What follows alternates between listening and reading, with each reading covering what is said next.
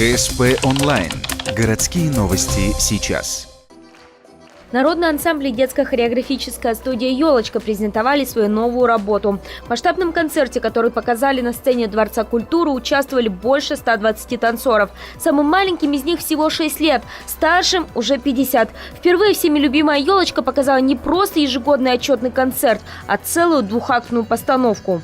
Мы впервые пробуемся публично на зрителя и предоставляем новую программу. Это второе отделение. Первое отделение у нас проходит традиционно. Это танцы разных регионов России и ближнего зарубежья. А второе отделение у нас идет хореографический спектакль. Он построен на современной хореографии так называемой классики. Руководителю такая идея пришла не случайно. Этой постановкой хореограф показывает, его ансамбль не стоит на месте и не хочет держаться только в рамках народного танца.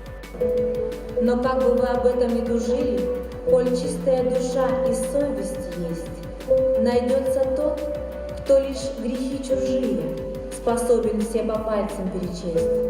Пожалуй, это успех. То, что «Елочка» – народное достояние, показывает полный зал. Но на этом танцоры не собираются останавливаться. Совсем скоро новую постановку увидят не только местные зрители. По словам Александра Маликова, его коллектив с этим спектаклем уже ждут в столице республики Коми, Сыктывкаре.